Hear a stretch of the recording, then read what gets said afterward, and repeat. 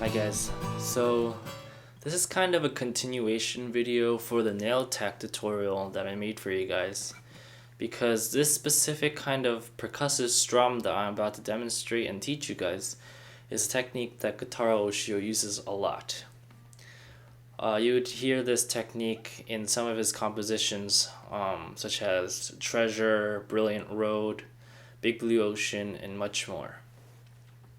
So what this technique is basically strumming while adding a bass drum and a snare drum. So for an example, I'll just demonstrate this by using one of Kotaro Oshio's compositions, Treasure. I'll just play a little bit of it.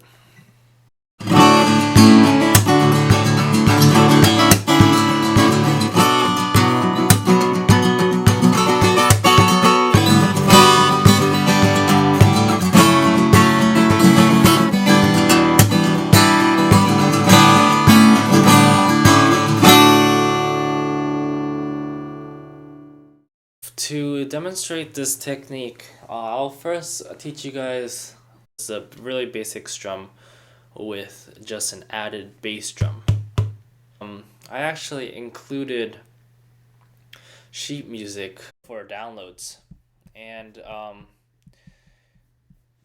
for the first measure, you'll notice that there are X markings on the bottom of the tablature, and that just means that they are bass drum hits.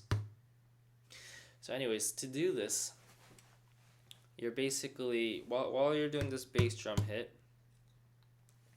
you're letting loose your fingers to strike the strings. So kind of like when you strum, when you strum, you move from your wrist, or sometimes people move from their arms, but right now you're not strumming like that, but instead you're releasing your fingers from these knuckles here, just your fingers. I strike them because this is more of a Kotaro Oshio thing, kind of like nail attack. I strike downwards with these two fingers, the middle and ring fingers.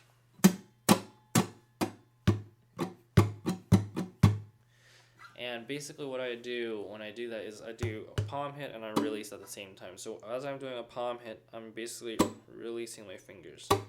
Kind of like the nail attack video, you release, you just hit them, you strike the strings with your fingers by launching them out. You're just flicking the strings while doing a bass drum hit.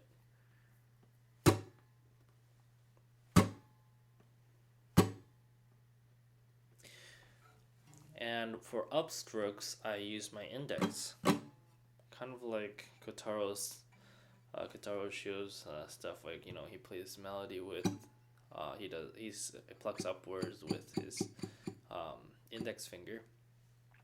What I do is I strike downwards for downstrokes and then upwards with my index finger.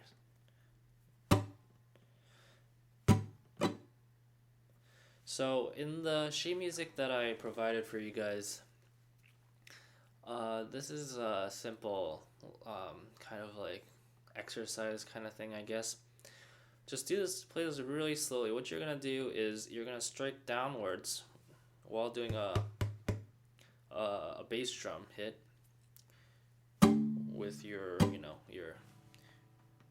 ring finger and your middle finger striking down while doing a bass drum. And they're plucking upwards with your index, and then as you can see, there's another one with an X marking, a bass drum hit, downwards and then upwards with your index.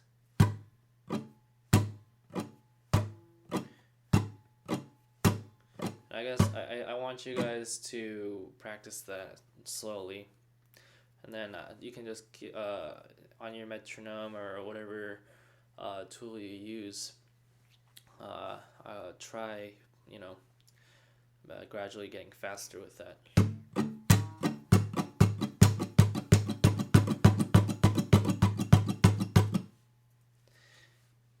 Also, sometimes Kotaro Oshio doesn't do down up strokes. He sometimes does just down, like just down every time. All the time it's just down strokes. But this bass drum hit is on every other downstroke. So like this kind of.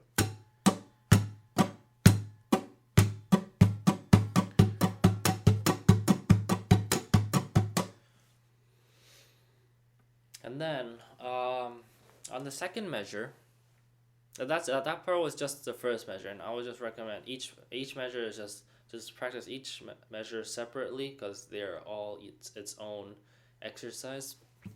The second, as you can see on the second measure, there are actually 4 strokes in each beat, which only include one bass drum hit.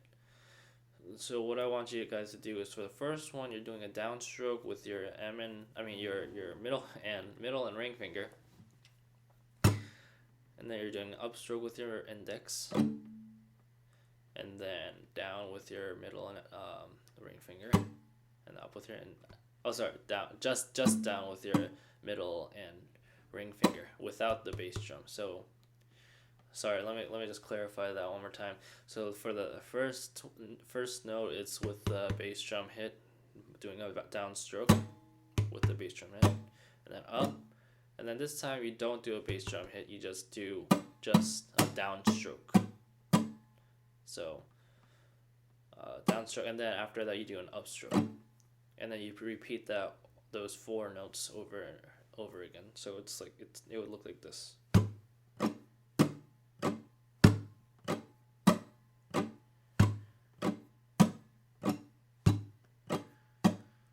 And then you would gradually build up speed.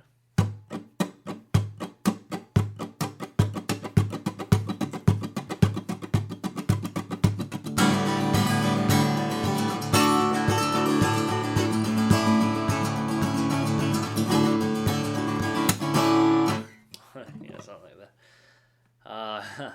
And then this is all improv. Some songs you might not be able to put this in every single beat, like it's shown over here, or every, and if you can't put it in, then you have to leave it out because the guitar is so. I mean, it has a lot of, the guitar can do many things, but you still have your limits. So sometimes the melody might be more important than doing other percussive stuff. So for now, I want you guys to just practice that, but just know that in some songs you can't put everything in. So don't worry about that if you come across something and you're just confused on if you can put this in or the bass drum or not. If you can't, just know that you can't, and you don't have to force your way into trying to find extremely difficult ways that might affect what your playing will sound like. So just know that in some cases you might not be able to put every percussive thing in. Okay, so I want you guys to practice that. Play slowly and then gradually build up speed. So the next thing I want to teach you guys are snare drum hits. And that's basically just hitting the strings like this. And what you're basically doing is you're strumming. And because you're blocking the strings, unlike the bass drum hit where you strike the strings and do a percussive hit, you can't do you can't strike the strings while you're doing a snare hit. So I would so in the sheet music that I showed you guys, if I notate the snare hits to be on top of the tablature. And what these snare hits does is that it replaces a downstroke. So if I was to strum like this, down, down, up, and then I would do a snare, where a downstroke would have needed to be. I would replace the snare with a downstroke. And then the convenient thing about this snare is that, if you do a down up snare, and then the next stroke that would have to come would be an upstroke. So all you do is just, because your fingers are all the way down here, you just pull your fingers up while plucking the strings.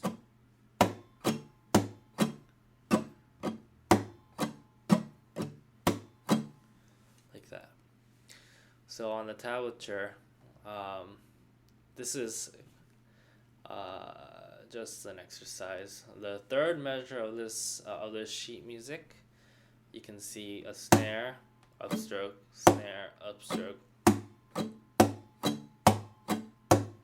This is just so that you can practice doing an upstroke right after a snare hit.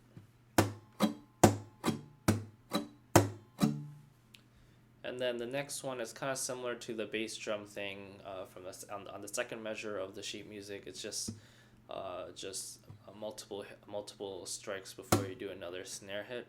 So on the tablature, it's a snare hit, upstroke, downstroke, upstroke, snare hit, upstroke, downstroke, upstroke.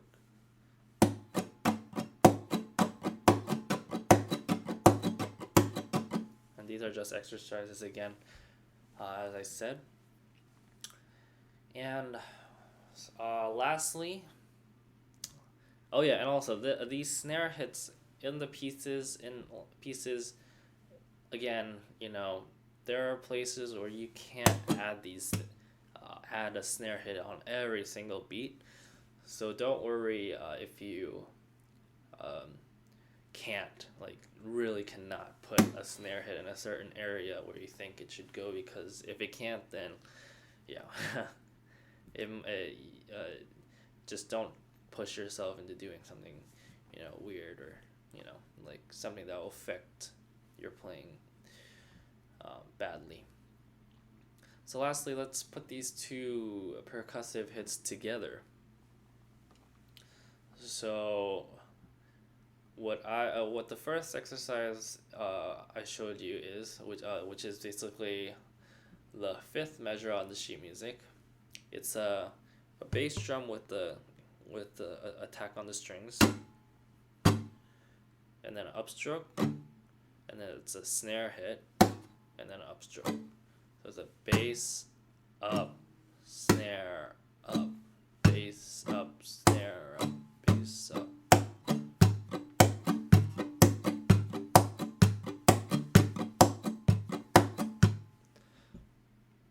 And then the next one is basically a bass up, down, up, snare up, down, up, bass up, down, up, snare up, down, up.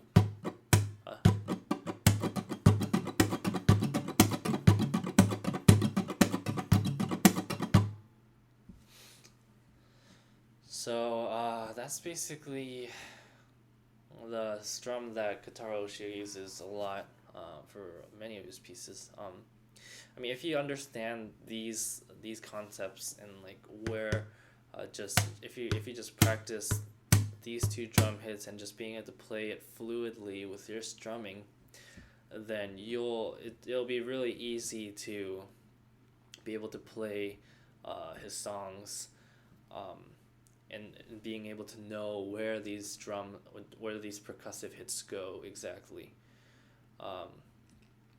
And it's all for when you insert these two percussive hits, it's all